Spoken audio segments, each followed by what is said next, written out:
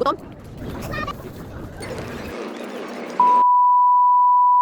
Maing adlaw mga uncle, mga auntie, it's weekend, it's family day, Bantay Bata 163, oh yeah. So tibok adlaw ta minas balay no, na board man akong mga sakop, so nang laag na lang mi hiking lang kay mahal king gasolina. Kaysa mag rides mi diri syudad, magtuyok-tuyok diri na lang mi sa wellness no, tuyok lang mi diri, walking chinilas ray mapod-pod dili atong pitaka. Nya kanay ang kinamagulangan kay gigutom man taon, nangita mi Japanese siomai kay ang favorite man gid na, walang lain, walang kulang Japanese siomai all the way. Nya nagtipid man ta no. So ang kanin lang bata ipakaon kay total kami busog naman kinis balay. Nangaon mi daan mi ng lakaw. Maray tipid tips for the day, okay. Mo ang usual weekend no, laag-laag banig-banig sa mga bata, di na kinahanglan nga mo gasto kagayo.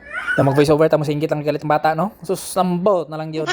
Pero tinanawan lang daming ante no, istorya mi unsaon mo pag-ikya sa nyang gabi ang matulog ng mga bata para magkaon sa mong kinamagulangan, hiking na rin na pahilis sa mga cars nga tong kaon ganiya kay grabe ang mga kaon binignet unsa pa to mango float, burger, rice, so sumbot na lang. So pag mag-hiking di ta malimot og pasalamat sa grasya nga atong nadawat karong si Manahan no. Always gina Senior Santo Niño. Kaniadto pa gina didto pa na sa Cebu sa una. Always gina every weekend kami ni ante didto gini Senior Santo Niño pasalamat gina always. So after na mo dagko no, anak na po tas birin sa kuta, salamat lang gyapon tanya.